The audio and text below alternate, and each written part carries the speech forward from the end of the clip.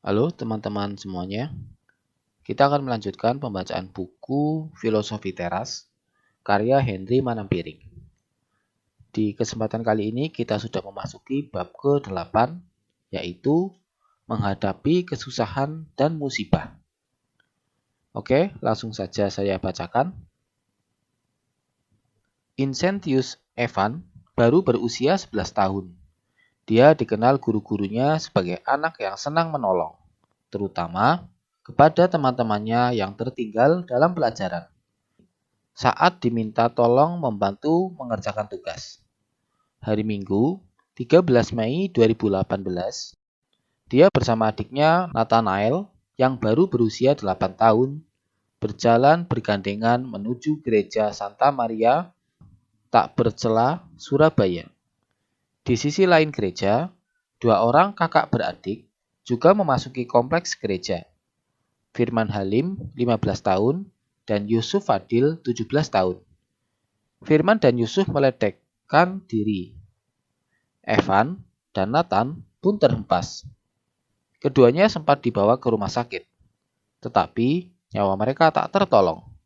Evan meninggal karena luka bakar, pendarahan dalam, dan benturan. Adiknya Nathan sempat menjalani operasi amputasi kaki, tetapi darah yang terlalu banyak hilang akhirnya membuatnya menyusul kakaknya. Hari Minggu itu, Indonesia terhenyak tak percaya akan aksi kekejaman yang harus memakan korban orang-orang tak bersalah, termasuk anak-anak kecil. Salah satu aplikasi stoicisme adalah bagaimana harus bersikap dan bertindak di dalam kesusahan, musibah, dan bencana. Kamu sudah belajar bagaimana segala sesuatu yang eksternal di luar diri kita dianggap sebagai indifference, tidak baik dan tidak buruk, karena tidak bisa menentukan kualitas karakter kita. Tidak ada peristiwa hidup yang bisa disebut baik atau buruk. Yang ada hanyalah interpretasi kita. William Shakespeare, pujangga Inggris, pernah menggemakan hal yang sama. There is nothing either good or bad, but thinking makes it so. Tidak ada hal yang baik atau buruk. Pikiran kitalah yang menjadikannya baik atau buruk. Jika demikian, bagaimana stoicisme bisa membantu kita menghadapi kesulitan hidup yang benar-benar sulit? Bukan sekedar peristiwa sepele atau orang-orang yang menyebalkan. Karena interpretasi dan anggapan kita akan sebuah kejadian ada sepenuhnya di tangan kita. Kita juga sepenuhnya mampu menginterpretasi ulang episode hidup yang sulit. Filosofi teras mengajarkan untuk melihat kesulitan dan tantangan sebagai ujian. I know, ini terdengar basi dan mengingatkan kita akan kata-kata guru BP. Akan tetapi, ini berhubungan dengan topik interpretasi. Saat tertimpa kesulitan dan bencana, interpretasi kita malah bisa makin memperburuk kondisi kita. Misalnya, dengan terus-menerus bertanya-tanya, salah apa saya sampai tertimpa ini? Atau, saya sudah berbuat baik, mengapa Tuhan tidak adil? Saya tidak layak menerima ini. Harusnya orang lain, si Anu. Dan berbagai interpretasi lain yang tidak mengubah situasi. Mungkin kita pun pernah melakukan hal ini saat kesulitan menimpa. Namun, pikiran-pikiran ini adalah irasional menurut filosofi teras. Karena kita menghabiskan energi untuk hal-hal yang di luar kendali kita. Saat musibah atau kesusahan telah terjadi, dia sudah berada di luar kendali kita. Sudah masuk masa lalu atau past, atau masa sekarang atau present. Dalam wawancara, Sania Cita mengatakan bahwa lebih baik waktu dan energi segera dipusatkan kepada solusi yang masih ada di masa depan, daripada mempertanyakan kenapa kita tertimpa musibah yang ada di masa lalu atau masa sekarang. Filosofi teras mengajarkan kita untuk menginterpretasi peristiwa negatif sebagai ujian, kesempatan untuk menjadi lebih baik. Seperti di sekolah, ada ujian matematika, ujian sejarah, ujian biologi, dan lain-lain. Maka ujian dalam hidup ada banyak macam, menguji salah satu karakter kita. Keutamaan atau virtue, apa yang bisa dikembangkan oleh peristiwa ini. Constant misfortune brings this one's blessing. That's whom it's always a solace, it's eventually fortuitous. Seneca. Kesusahan yang datang terus-menerus membawa berkah ini. Mereka yang selalu tertimpa akhirnya akan diperkuat olehnya. Dalam bahasa modernnya, what doesn't kill you only makes you strong. Apa yang tidak membunuhmu hanya akan memperkuat dirimu. Interpretasi pertama yang bisa ditanamkan adalah, di balik musibah ini, ada kesempatan kita menjadi seseorang yang lebih kuat. Jika kita membaca biografi orang-orang terkenal, mereka pun mengalami banyak musibah, kesialan, kesusahan, dan semua ini menjadi mereka lebih kuat dalam mengejar cita-cita dan perjuangan mereka. Sebelum sukses dengan bisnis animasinya, Walt Disney pernah dipecat oleh koran tempatnya bekerja karena dianggap kurang imajinasi dan miskin ide. Oprah Winfrey dipecat dari pekerjaan pertamanya sebagai pembawa berita dengan alasan terlalu emosional dengan beritanya. Para guru dari Thomas Edison, penemu bola lampu dan banyak inovasi lainnya, mengatakan padanya bahwa dia terlalu bodoh untuk belajar apapun. Lady Gaga diputus oleh perusahaan rekamannya hanya sesudah 3 bulan. Kolonel Sanders, pendiri Kentucky Fried Chicken atau KFC, saat berusaha menjual resepnya mengalami penolakan dari 1.000 lebih restoran. George Lucas mengalami penolakan 2 kali dari 2 studio besar untuk ide Star Wars. Naskah Harry Potter ditolak oleh 12 penerbit besar sampai akhirnya diterbitkan. Steve Jobs dipecat dari perusahaan Apple yang didirikannya di tahun 1985 dan kemudian kembali lagi untuk meraih sukses lebih besar. Masih banyak lagi kisah kegagalan, penolakan, kesulitan di balik orang-orang yang akhirnya mencapai sukses besar. Maka, interpretasi paling minimal yang bisa kita bentuk saat mengalami kesulitan adalah ini akan memperkuat kita. Unlucky River. To me, all omens are lucky. Whichever things happens, it's my control to derive advantage from it. Epictetus and Cyrilion. Burung gagak katanya adalah pertanda sial. Tetapi bagi saya, semua pertanda adalah keuntungan. Karena apapun yang terjadi, saya memiliki sepenuhnya kendali untuk menarik manfaat darinya. Sebagian dari kamu mungkin berpikir, sombong banget. Namun, sebelum menuduhnya sombong dan belagu, ingatlah bahwa Epictetus adalah seorang budak yang pincang. Dia bukan anak orang kaya yang mendapat akses mudah mendirikan bisnis dan dibantu orang tuanya dengan koneksi. Jika ada yang bisa berbicara tentang nasib yang kurang beruntung, Epictetus lah orangnya. Akan tetapi, dia tetap mengatakan bahwa apapun yang terjadi, dia memegang kendali untuk bisa mengubahnya menjadi sebuah keuntungan. Belakangan, Epictetus mendapat kebebasan sebagai orang merdeka dan kemudian mendirikan sekolah filsafat dan ajarannya akhirnya sampai membentuk sosok Kaisar Marcus Aurelius. Apa keuntungan di kesusahan yang sedang kamu lalui? Semua tergantung kamu. Bagi sebagian orang, masalah bisa menjadi latihan kesabaran, baik itu sabar secara waktu, menunggu, atau sabar menahan emosi. Bagi sebagian orang lain, keuntungan di sini justru kesempatan untuk mengganti arah. Bisa arah karir, arah bisnis, atau bahkan arah hubungan. Ada yang menjadikan masalah sebagai kesempatan untuk mempelajari skill baru. Seperti banyak kisah di mana seseorang dipecat dari pekerjaannya. Dan sesudah itu dia justru menciptakan ide bisnis baru yang tidak hanya membuatnya kaya raya, tetapi juga lebih bahagia daripada jika dia bertahan di pekerjaannya. Tidak ada formula yang sama untuk setiap situasi, karena kesulitan, musibah, hambatan yang dialami orang berbeda-beda. Namun yang penting adalah bagaimana kita membiarkan pikiran kita terlalu lama dihabiskan di hal-hal yang di luar kendali kita, dan memfokuskannya kembali ke hal-hal yang di bawah kendali kita. Bagaimana kita mau memaknai musibah dan kesulitan ada sepenuhnya di tangan atau pikiran kita. Weni Angelina Hudojo adalah ibu dari Evan dan Nathan. Dikutip dari bbc.com, dalam keadaan berlinang air mata, dia menyerahkan kembali kedua anaknya ke pangkuan Tuhan, sambil mengucapkan doa sekaligus pengampunan bagi pelaku serangan yang telah merenggut nyawa anak-anaknya yang masih belia. Pengampunan yang diberikan oleh Weni sepenuhnya ada di bawah kendalinya. Tidak ada yang bisa merenggutnya. Melawan pola pikir destruktif. Dalam menghadapi musibah, ada pola pikir merusak yang harus kita lawan. Di buku Option Be Facing Adversity, Building Resilience and Finding Joy, karya Shirley Sandberg bersama Adam Grant, disebutkan mengenai pola pikir 3P yang menurut psikologi Martin Seligman bisa menghambat kita untuk pulih dari musibah.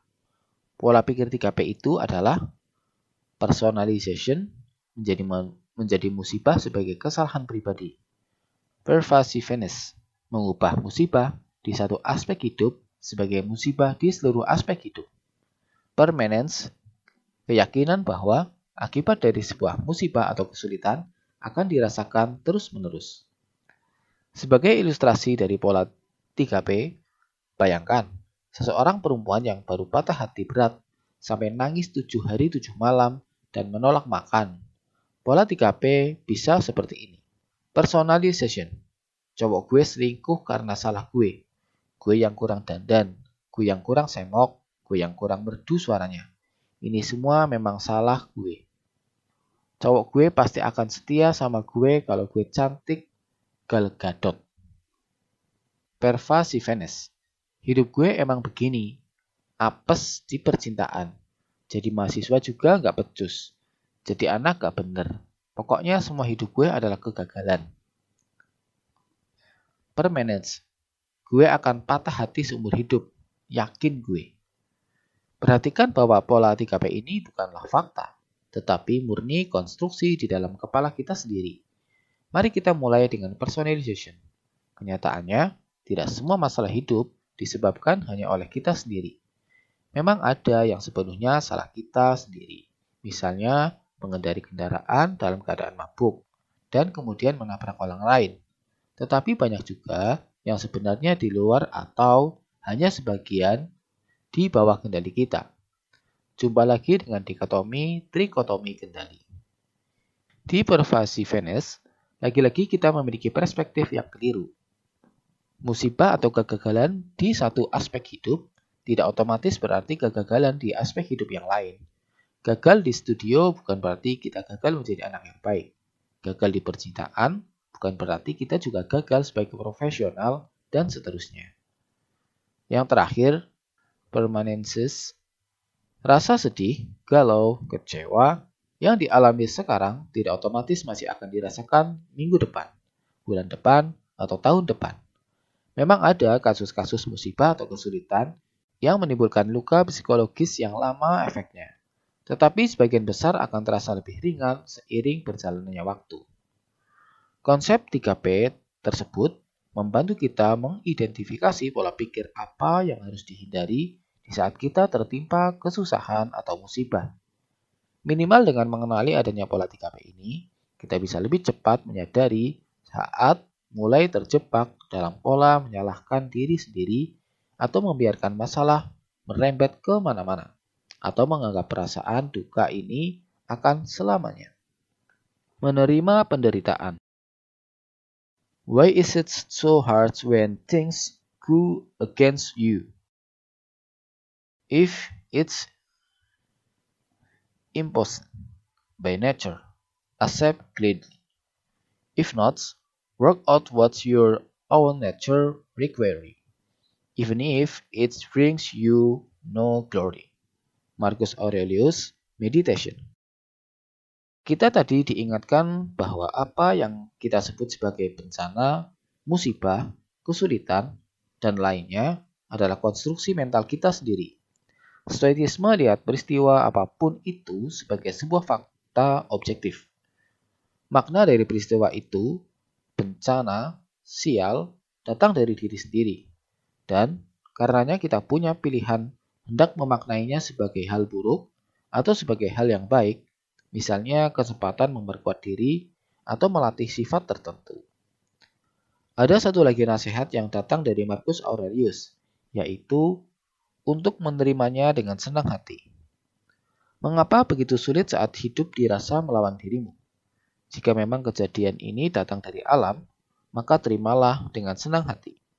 Jika tidak, maka tahulah apa yang harus kamu lakukan yang selaras dengan alam, dan kerjakan itu, bahkan jika hal itu tidak memberimu kemuliaan, ujar Markus. Masih ingat soal keteraturan dan keterkaitan semua yang ada di alam atau nature ini. Hal ini pun mencakup peristiwa musibah dan kedukaan. Jika memang hal itu adalah bagian dari alam, kita diajak menerimanya dengan senang hati. Semua hal yang memang harus dijalani makhluk hidup, seperti kematian dan sakit penyakit, atau segala hal di luar kendali kita, seperti sikap dan perasaan orang lain, serta segala bentuk bencana alam yang tidak bisa dikendalikan manusia. Memang ada musibah yang timbul karena kesalahan kita sendiri. Misalnya, kita tidak menjalankan tanggung jawab kita sebagai pasangan, anak, ataupun orang tua, sehingga kemudian menjadi masalah bagi kita. Atau kita mengucapkan atau berbuat sesuatu yang merugikan. Apa itu orang lain, makhluk lain, atau lingkungan yang akhirnya membawa kesusahan. Jika semua masalah ini ditimbulkan oleh kita sendiri, kembalilah ke diri kita.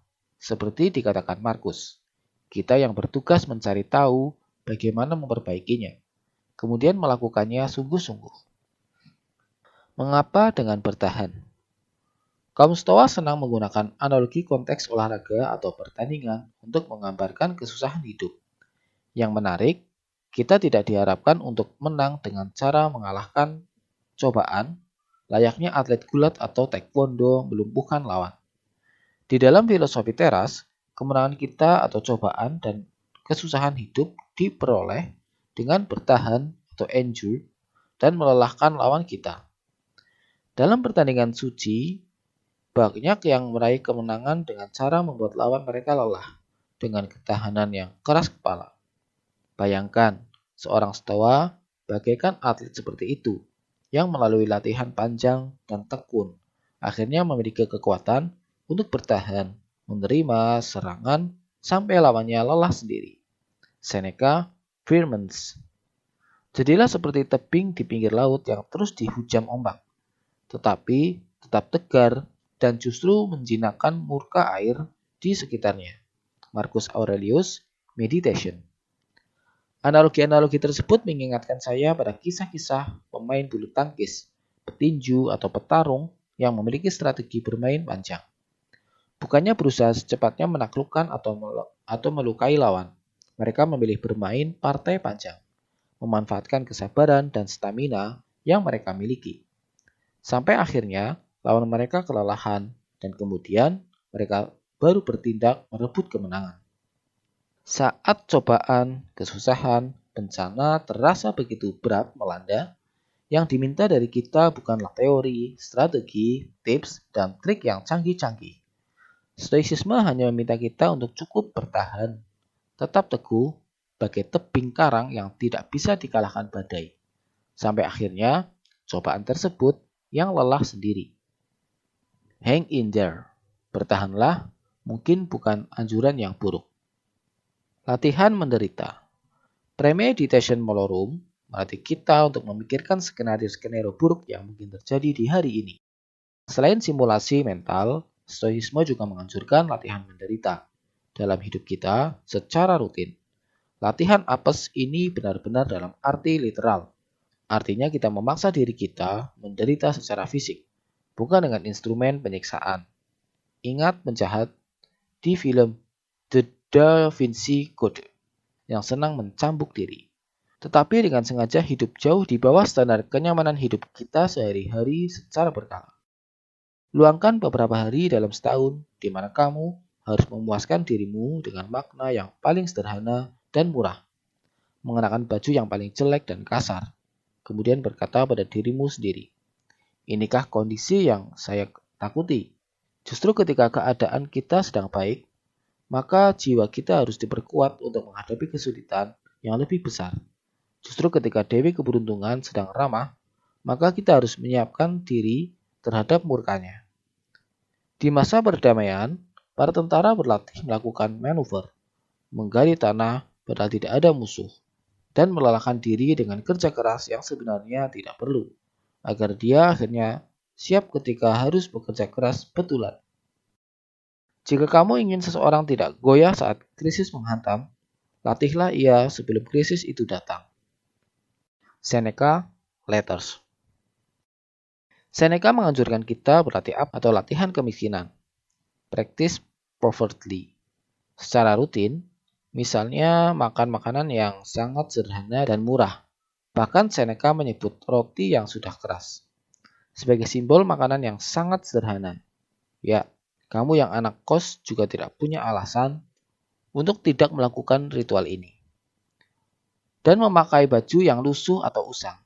Di masa kini, latihan ini tidak terbatas pada makanan-makanan sederhana atau baju jelek saja.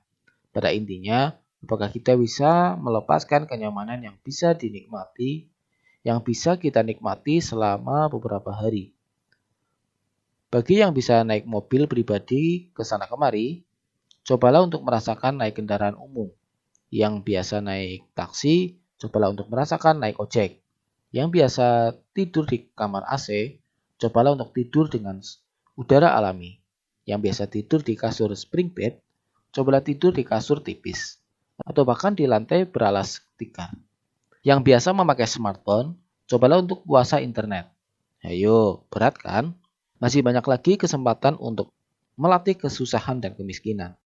Hidup jauh di bawah standar kenyamanan kita, jika kita mau. Saat melakukan ini semua, coba renungkan, apakah hidup melarat ini sungguh-sungguh menakutkan? Apakah kondisi kekurangan ini adalah sebuah bencana besar dalam hidup kita? Ataukah saat dijalani ternyata tidak semenakutkan yang kita pikirkan? Walaupun tetap tidak nyaman, apalagi jika sudah terbiasa hidup berkecukupan. Karena ternyata kita tetap bisa hidup dengan makanan sederhana. Atau ternyata tidak ada yang peduli dengan baju bagus kita. Atau ternyata kita masih bisa tidur tanpa segala fasilitas berlebih. Lakukan ini semua selama 3 atau 4 hari, atau lebih lama. Sehingga ini bisa sungguh menjadi ujian bagimu, dan bukan hanya iseng-iseng. Percayalah, kamu akan bersukacita dengan makanan murah, dan kamu akan mengerti bahwa damai pikiran seseorang tidak tergantung pada Dewi Keberuntungan atau kemakmuran. Karena bahkan saat murka pun, ia memenuhi kebutuhan kita dengan cukup. Lanjut Seneca. Menurut William Irvine, di dalam bukunya A Guide to a Good Life, ada beberapa manfaat dari latihan kesusahan. Yang pertama adalah melatih diri kita menjadi lebih tangguh, bagaikan tentara yang berlatih susah payah di masa damai. Sehingga ketika bertempur yang sebenarnya terjadi, mereka sudah siap menghadapinya. Ingat bahwa kekayaan adalah hal di luar kendali kita. Siapakah kita jika itu semua mendadak direnggut dari kita? Ketika Dewi Keberuntungan marah kepada kita, misalnya dengan mengirimkan perampok, kebangkrutan, bencana alam. Dengan berlatih kemiskinan secara rutin, kita akan menjadi lebih tangguh menghadapi situasi apapun. Kita akan melatih jiwa dan raga ketika kita membiasakan diri dengan dingin, panas, haus, lapar, kekurangan makanan, dipan yang keras, menahan diri dari kenikmatan, dan menjalani kesakitan. Musonius Rufus, Letters and Sayings. Manfaat kedua dari praktik poverty menurut Irvine adalah untuk membentuk rasa percaya diri, sehingga kita bisa menanggung musibah dengan tabah dan kuat. Seperti dikatakan Seneca saat kita menyadari bahwa ternyata kita cukup kuat untuk menanggung latihan-latihan ini.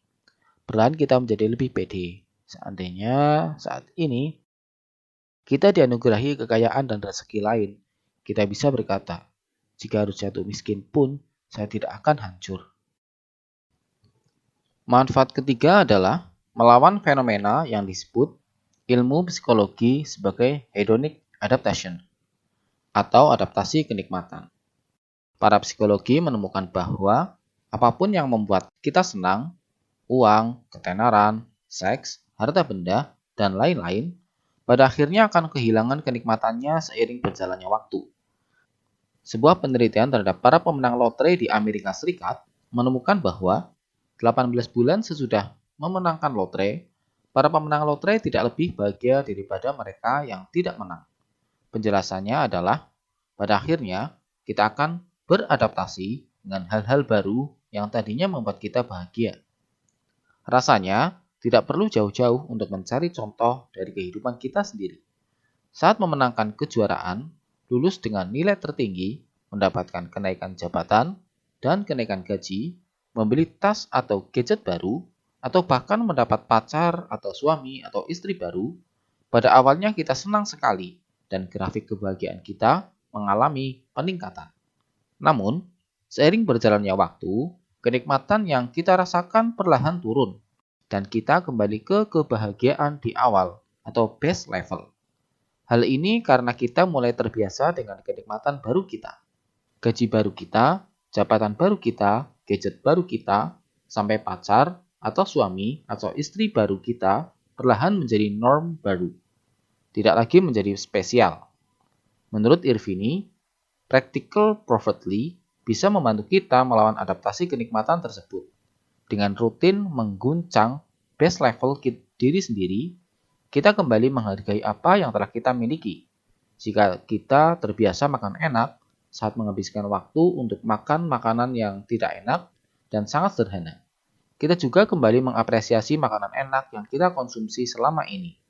Saat terbiasa naik kendaraan pribadi, dan kemudian merasakan berdesakan bersama orang lain di kendaraan umum, kita akan kembali menemukan nikmatnya kendaraan pribadi. Saat memakai busana murah, berbahan kasar, kita akan kembali menghargai pakaian bagus yang kita miliki. Saat kita menemukan kembali nikmatnya segala sesuatu yang telah kita miliki, kita pun bisa merasa lebih bahagia.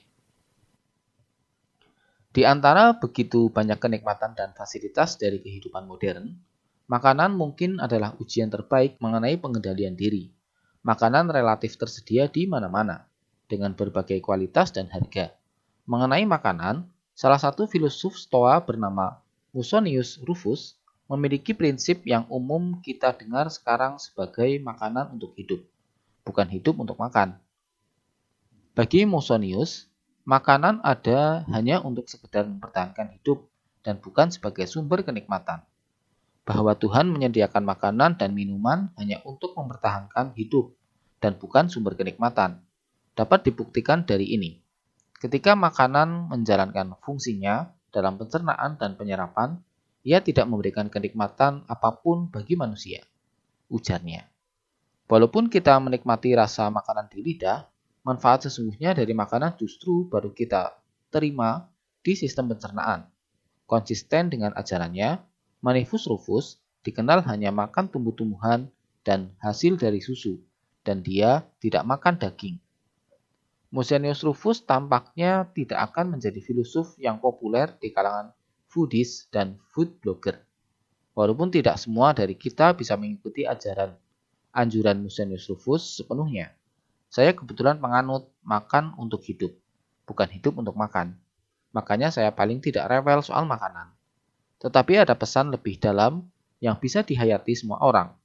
Pencinta kuliner dan food blogger sekalipun, jangan sampai kita diperbudak oleh makanan, baik dari segi kualitas, selalu hanya ingin makan yang enak dan mewah, maupun segi kuantitas, makanan berlebihan, melebihi yang diperlukan oleh tubuh untuk tetap sehat.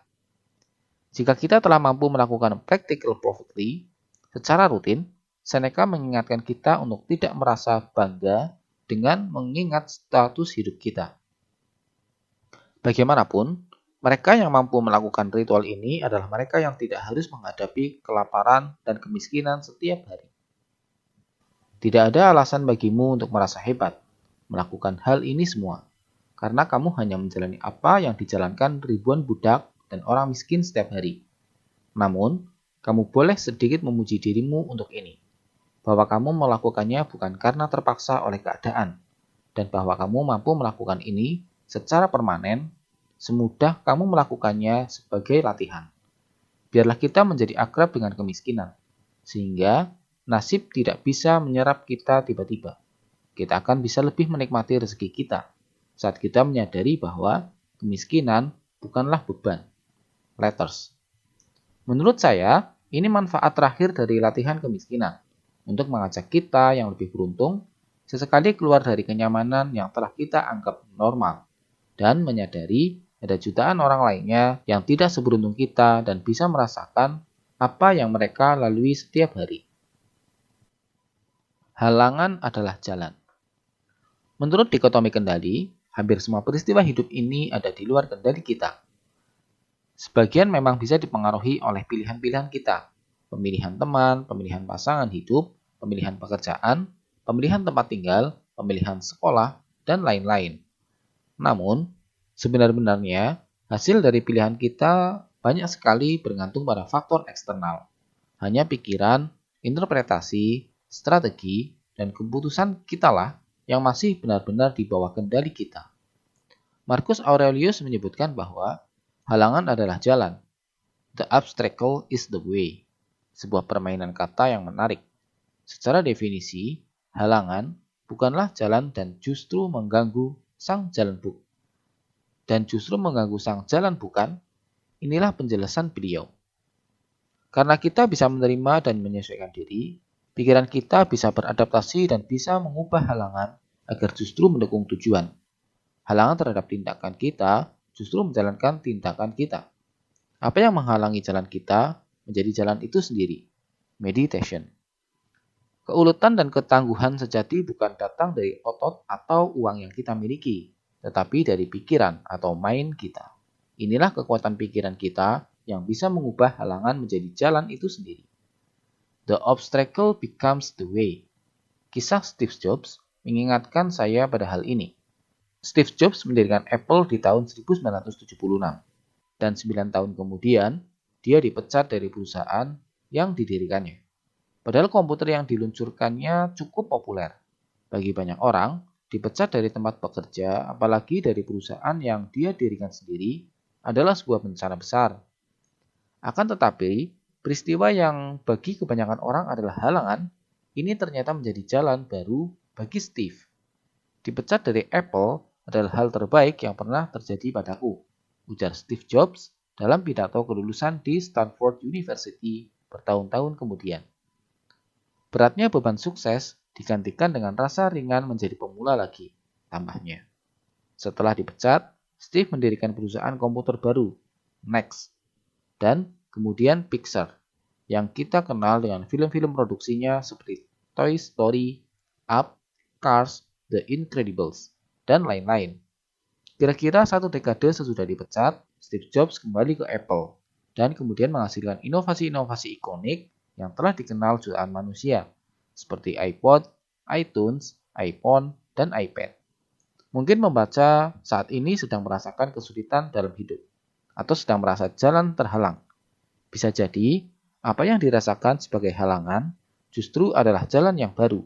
Untuk menemukan ini, kita harus kembali ke pikiran kita sendiri. Kamu sungguh sial jika tidak pernah tertimpa musibah, karena artinya kamu menjalani hidup tanpa pernah menghadapi lawan.